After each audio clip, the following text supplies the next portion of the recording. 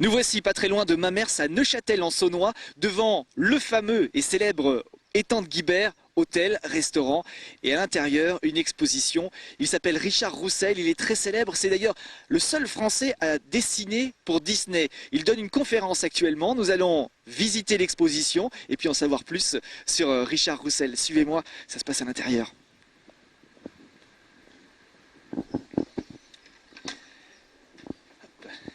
J'ai de la chance, il y a le chef qui m'attend.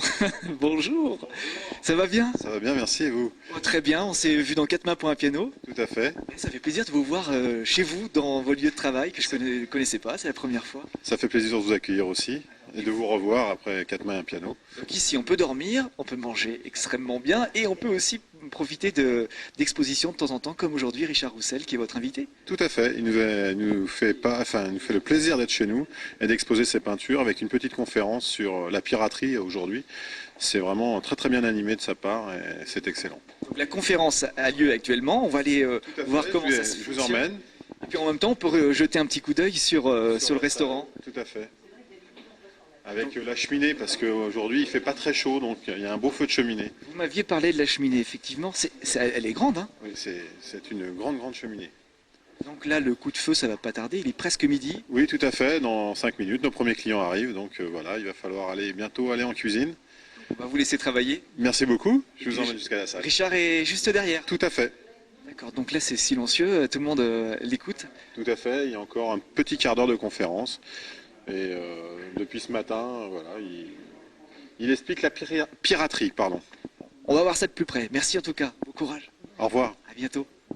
Ce qui est destiné à la piraterie, c'est de pouvoir s'emparer d'un bateau. Or, bien sûr, comme je vous l'avais dit précédemment, on ne s'empare pas d'un galion ou d'un navire à trois rangs avec 110 canons. Vous ne faites pas de la guerre de course avec ça. La guerre de course veut dire courir plus vite qu'eux.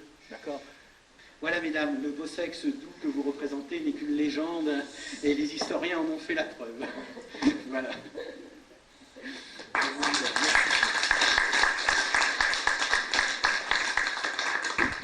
Bonjour à tous. Bonjour Richard Roussel. Bonjour Olivier. Ravi de vous rencontrer. Mais moi également. Avec un auditoire passionné, avec quelqu'un de passionnant comme vous. Merci, c'est très gentil. Bah écoutez, de toute façon, un orateur ne peut exister que s'il a un public. Donc voilà, j'ai un des publics les plus charmants et les plus attentionnés qui puisse exister. Alors moi je pensais qu'on allait parler que peinture uniquement, mais non, vous racontez des histoires, vous connaissez plein de choses sur tout. La peinture sans l'histoire est presque une œuvre morte, parce que après tout, chaque tableau a obligatoirement un fait qui obligatoirement arrive à un moment donné à être concrétisé sur une toile. Alors hier on a parlé de Jacques-Louis David, c'était un peintre de la piraterie, tout ça a toujours été illustré bien avant les journaux, bien avant la télé. Il fallait toujours imaginer et montrer aux autres personnes ce que pouvait être l'histoire. Alors bien sûr, en y faisant quelques petites erreurs de bonne aloi, parce qu'on voulait enrichir les choses ou appauvrir certains faits qui n'auraient pas été acceptés par tout le monde. Mais les peintres sont là pour ça. Les peintres sont les premiers représentants du visuel et à partir de là, bah forcément, on est obligé de leur demander de faire des choses uniques et très importantes. Alors c'est vrai que les peintres ont un rapport direct avec l'histoire, obligatoirement. Ce sont les témoins de l'histoire. Et en plus de ça, vous aimez transmettre aussi au travers d'ateliers. Vous avez peut-être de futurs élèves qui sont venus vous écouter ce matin. En tout cas, j'en ai des anciens, j'ai des irréductibles. Je ne sais pas s'ils vont bien vouloir lever les mains, mes élèves. Alors, n'ayez pas peur, de toute façon. Voilà, j'ai certains de mes élèves qui sont là depuis le début. J'ai réalisé de grandes choses avec eux parce que ils sont tous exceptionnels, ils sont tous attentifs, ils ont tous leur parcours, mais c'est vrai que le résultat est à la mesure de mes exigences.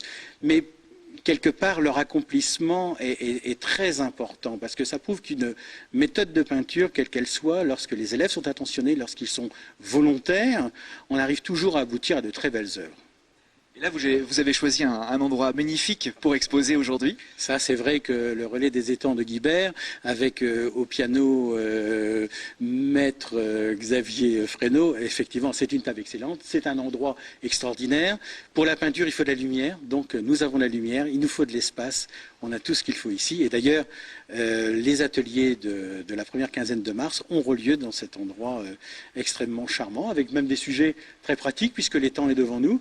Alors je ne sais pas ce que mes élèves vont choisir puisqu'ils sont libres de le faire, mais on a tout ce qu'il faut ici pour réaliser un très bel atelier. Est-ce que vous préférez peindre ou transmettre la peinture? Je crois que les deux, obligatoirement, sont imbriqués. Je crois qu'on ne peut pas transmettre sans raconter et puis ne pas montrer ce que l'on sait faire ne serait pas non plus logique. Je crois que vraiment, c'est important, c'est un mixage des deux. On va commencer par faire un petit tour de l'exposition pour essayer d'expliquer les œuvres, les tableaux. Qu'est-ce que vous avez choisi d'exposer? Alors j'ai choisi d'exposer ce que moi je vais préférer dans mes peintures. Alors ce ne sont pas les seuls, il faut savoir que j'ai dû réaliser à peu près 3000 œuvres, on n'en expose que 70 aujourd'hui. Ce sont les plus emblématiques parce qu'il y a du travail de chez Disney, parce qu'il y a du travail qui est exposé en musée. Il y a également certains travaux qui ont été faits pour le livre Pirate, pour lequel en 2003 j'ai eu le prix du Festival mondial de l'image. Ce sont des travaux emblématiques qui correspondent tous chacun à leur histoire et souvent d'ailleurs à un état d'âme. En tout cas, c'est une précision. Vous travaillez avec quoi? Alors ce sont des techniques mixtes, mais beaucoup à l'aréographe, c'est-à-dire un pistolet miniature extrêmement précis. C'est souvent rehaussé aux peintures, à la gouache, au grattage, au gommage, au dissolvant, tout ce qui me tombe sous la main. Non, en fait, tout ce qui peut me faire aboutir. C'est ce que j'enseigne d'ailleurs à mes élèves en atelier. Il n'y a pas d'obstacle, on essaye de les contourner ou de trouver des solutions. Et généralement, ce qu'il faut, c'est avoir en tête l'image finale. Dès qu'on a l'image finale, on peut obligatoirement aboutir. Vous êtes arrivé comment à la peinture? Ça fait longtemps? Par un pur hasard. En fait, j'ai toujours peint d'une manière impulsive et très très jeune, mais j'en ai fait un métier que très tardivement. Ah bon? Oui, à partir en 92. J'ai vraiment commencé à avoir une carrière en 92 en fait. Une carrière fulgurante. Maintenant, vous êtes le seul Français à travailler pour Disney, à peindre. Alors, il y a eu des gens qui ont bien sûr, Disney a fait appel, mais ce qui était intéressant dans le cas présent, c'est que Disney fait de la pédagogie auprès des enfants, beaucoup plus que l'on peut croire. Aux États-Unis, c'est flagrant, ils ont des émissions qui sont vraiment spéciales pour les enfants. En France, on ne le savait pas. Ils ont lancé une collection qui s'appelle Le monde merveilleux des animaux. Ils avaient besoin de quelqu'un qui était spécialiste en animalier, tout en apportant, bien sûr, une pédagogie. Ils ont fait appel à moi, c'est quelque chose qui a fonctionné.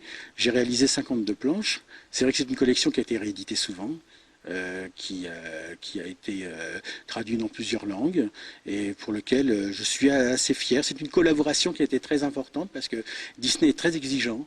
Beaucoup plus que Américains. Ils sont américains par nature. Mais non, mais c'est vrai qu'ils sont très exigeants, mais cette exigence, à la limite, vous oblige à vous à être beaucoup plus que ce que vous sentiez au départ. Il suffit pas de faire un dessin pour ce qu'il est. Les dessins de Disney, c'est dans le pays, bien sûr, choisi, à l'heure choisie, avec tel ou tel type de scène, puisque là, on représentait les animaux quand ils étaient petits et lorsqu'ils étaient grands. Donc c'est vrai que la couleur d'un animal va changer selon son exposition au soleil, selon l'heure de la journée. C'est un travail de recherche qui est passionnant, hein, vraiment passionnant. Ça, c'est votre travail en peinture. On va parler aussi des ateliers que vous avez créés il n'y a pas si longtemps. Non, vraiment, à titre professionnel, en fin de compte, depuis cet été, puisque c'est une demande qui a été faite par certains de mes élèves. Et j'ai ici d'ailleurs quelques éléments qu'ils ont pu produire. On va aller les voir peut-être avec les élèves qui sont présents. On va s'approcher parce que vous avez une technique imparable pour apprendre à dessiner. Il paraît qu'il y a des gens qui n'ont jamais tenu un pinceau et qui arrivent à faire des œuvres en quelques jours, quelques semaines. C'est la majorité de mes élèves en fait. Bon, même j'ai certains peintres qui viennent un petit peu prendre une technique différente, mais c'est vrai que dans la majorité des cas, mes élèves n'ont jamais tenu de pinceau, n'ont même pas tenu de crayon à l'origine. Les voilà qui arrivent. Alors Justine a peint le portrait du cheval qu'elle monte, qui a l'air heureux malgré tout. D'ailleurs, je suis toujours très étonné. Je parle du cheval, bien entendu. Alors 5 jours pour Justine. 5 jours de travail intense, concentré. D'ailleurs, si vous n'êtes pas concentré, vous ne pouvez pas réaliser ça en 5 jours.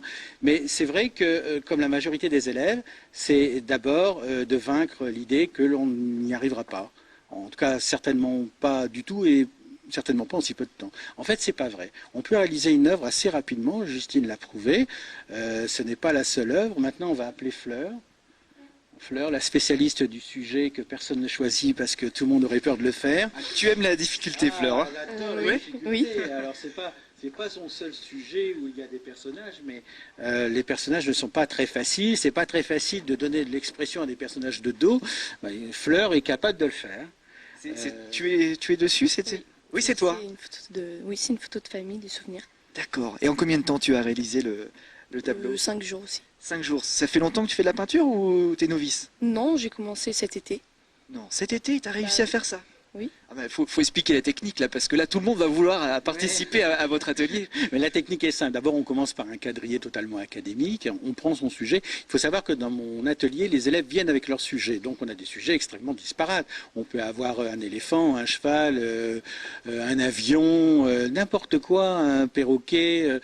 C'est uniquement ce que l'on veut faire. C'est très important d'avoir envie de faire un sujet parce que déjà au départ, il y a cette volonté, l'enthousiasme qui fait qu'on va pouvoir le reproduire. Après, la technique du quadrillage, c'est une technique particulièrement rébarbative. Un peu mathématique. À peine que mes élèves me regardent avec un œil méchant, c'est très rébarbatif. Moi-même, je suis pas sûr que j'aurais envie encore de l'employer. Mais c'est vrai qu'elle est difficile, mais en même temps, lorsque le sujet est marqué sur la toile, on a accompli à peu près 40% du travail et on a vaincu effectivement 50% de ses peurs. C'est évident. Quand on a peur, c'est la peur qui nous empêche de se libérer et de faire des tableaux. Oui, ce sont les fausses croyances. En fin de compte, c'est l'impression qu'on ne pourra pas y arriver, que tout ça est hors de notre portée. En fait, nous sommes tous des créateurs dans l'âme. Nous avons cet esprit de création. On a tous envie de faire quelque chose, quel que soit le métier que l'on fait. En peinture, c'est évident parce que c'est une œuvre, mais ça peut être dans la danse, la photographie, la cuisine, le travail que vous faites vous-même, Olivier. Si on n'a pas l'enthousiasme, si on n'a pas l'envie, si on n'a pas réussi à vaincre quelque chose, on ne peut pas y arriver. Moi, mon travail en atelier, c'est de guider ces personnes-là vers l'accomplissement de leur toile. Et c'est mon travail. Alors c'est vrai qu'il y a le travail de quadrillage, il n'est pas simple, tout le monde en a souffert. Au moins quand c'est dessiné, on passe à la technique pure de couleur. Alors on va en parler de la couleur, bien sûr. Ils ont toujours un petit cours sur la couleur réelle, la couleur lumière. C'est un cours très théorique. Ce qui est important, c'est la mise en pratique. On peut se tromper, on peut rater, c'est vraiment pas grave, ce sont des étapes nécessaires. Et ça aussi c'est important, de ne pas avoir peur de se tromper. Comment fait-on pour venir pour participer à vos stages? Déjà, on nous téléphone. C'est vrai qu'il y a beaucoup de bouche à oreille, mais c'est vrai qu'on peut nous appeler au 02 33 27 53 01. Marqué en dessous, ça sera plus facile. Tout à fait. Nous contacter pour prendre un stage. Souvent, on nous appelle et on nous dit je n'ai jamais fait de peinture, est-ce que je peux faire? Ou est-ce que je dois vous amener obligatoirement mes œuvres pour avoir le droit de rentrer dans votre atelier? Alors oui, il faut amener ce que l'on a fait, pas uniquement pour que ce soit jugé. C'est uniquement pour moi en tant qu'enseignant, pour savoir où la personne se trouve, comment elle se positionne par rapport à ce qu'elle a envie de faire.